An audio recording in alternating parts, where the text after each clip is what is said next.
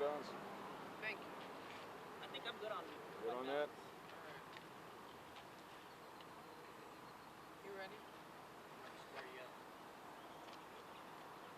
Alright, Robert, you are squared Okay. up. Good to go. Good to go? All right, you ready? Here we go. The search continues for 46-year-old Gonzalo Lopez here in West Leon County. Want to give a physical description of him again while you're also showing his wanted poster. He is a Hispanic male, 6 feet tall, 190 pounds, bald. He's been missing since last Thursday a week ago, when he escaped from a transport bus that was on its way from Gatesville to Huntsville for him to go to a medical appointment. He is a very dangerous man. He is serving double life sentences for attempted capital murder and capital murder. Both of those cases from 2004 and 2005. The case in 2004, the attempted capital murder case, was when he shot at a police officer, a sheriff's deputy in Webb County. And then the case in 2005 for the capital murder is when he kidnapped a man, demanded a ransom. The ransom was not paid, and when the ransom was not paid, he killed the man with a pickaxe. So he is a very dangerous man. If anybody knows where he is, please contact local law enforcement. Let the authorities deal with him. Do not try and deal with him yourself. He is someone who is very, very dangerous. Let me go down a couple of things here since we're going into the weekend. There's going to be a lot of folks traveling, and we need to stress that Highway 7 westbound out of Centerville will remain closed until Gonzalo Lopez is located. So if anybody's planning on traveling westbound or eastbound on Highway 7, either out of Centerville or coming into Centerville, they will not be able to do so because the Department of Public Safety has shut down Highway 7. It has been shut down during the duration of this search. It will continue to be shut down. So if you could please get the word out to anybody that is traveling, Highway 7 is not going to be available. There's a lot of homeowners that might have a weekend home. They may not be here during the week. So if they're not here during the week and they're thinking that they might be going to their weekend getaway out here in western Leon County, please check with authorities to see if you can get into the area for your weekend plans. You may not be able to, and if for some reason you do have to get into that area, please check with the authorities here in Leon County to see if they can give you access into that area. This is a closed off area right now because of the perimeter that we've set up searching for Gonzalo Lopez. So want to stress that. We also want to stress again to the homeowners that do live in this area, please remain very vigilant. Keep an eye out for anything that might be suspicious on your property. If there's anything that you think is out of sorts, don't hesitate to contact the authorities. Let us know about it so that we can go out there and investigate and see if there's anything that might lead us to his capture. Got severe weather that's coming into this area or predicted to come into this area this weekend. We are making contingency plans right now for our officers out in the field. One of the things that we're preparing for with the bad weather is obviously the proper clothing that they'll need to have, ponchos, rain gear, other things so that they can stay protected. We're not going to pull off of this search just because of bad weather. We'll continue searching for him, but there will be things that we'll have to do to make do because of the bad weather. Want to thank Walmart in Tyler. Walmart in Tyler has donated 5,000 ponchos for our officers out in the field.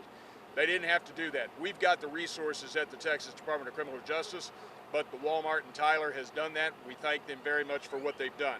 Also, there have been numerous businesses in the area, again, that didn't have to do what they did. They've come forward with donations of food and water for our officers in the field. Again, we have the resources for this, but these businesses in the area, they've taken it upon themselves to come forward with those donations to show their support for what the officers are doing out here in the field.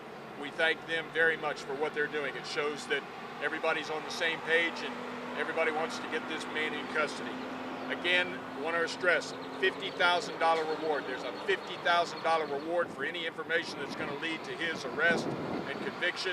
If anybody knows where Gonzalo Lopez is, do not hesitate to call your local law enforcement agency. Let them know. Let the authorities deal with it. Any questions? Are you familiar with TDCJ? I know they're possibly familiar with Jose Diaz, another escaped inmate who was also on the run for 11 years. Now, he was convicted of murder the same year as Lopez. I wanted to know, is that possibly why we've seen TDCJ maybe change strategy and new efforts, because he hasn't been caught yet, and we're hoping that it's not a repeat of that, possibly? We're doing everything we can to get Lopez in custody. Obviously, we look back at previous cases where we've done investigations, we've done searches for an escaped inmate. So anything that's been done in the past, we always review what was done to make sure that what we're doing this time follows the proper protocol and that we can do what we can to get him in custody as quickly as possible. We always review things from the past.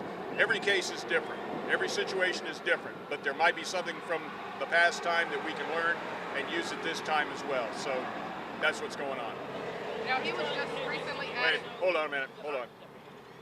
Go ahead, Ben. Just tell the KRHD News. So, some people in the community, they are curious about how much this is actually costing, as far as the investigation is going on. Like, how much is this costing not only the agencies, but the other TDCJ as well? I'll have to look into that and get back to you. Now, Diaz, he was also just added to the. Wait, hold on, hold on. Now, Diaz, he was also just added to the 15 most wanted fugitives list by TDCJ. Could we possibly see Lopez being added to that list, or at what point would we consider him to be a fugitive? I believe Lopez is already on that list. I believe Lopez is already on the 10 most wanted list in Texas. Is that what you're asking? Yes, because I wasn't able to see Lopez on the list. Yeah, I seen believe Diaz he's on already on there. I'll check on that for you. Now, just a clarification for viewers, how many days exactly officially is it that the hunt has been going on? This now makes the 8th day. It was Thursday a week ago, so if you count, this would be the 8th day.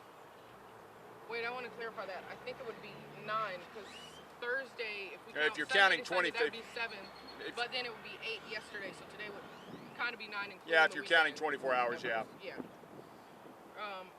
What motivation would you give to people that claim the reward amount is somewhat low, given that Diaz, the other murderer, his reward was at $5K and then only raised to $25K and is still there. Also, in the midst of everyday costs rising like gas and food, what motivation would you give them with the bond, with the reward so low? The reward money is coming from the different agencies that are involved in this. That would be something that whoever's asking that question would, and I see you're looking at your phone there, I take it that's a Facebook question. That's going to be something that would have to be addressed by the different agencies that are involved. It's $50,000 right now. That's still a lot of money. So $50,000 for any information that's going to lead to his arrest and conviction, that's still a lot of money. So, all right, that's what I've got for you right now.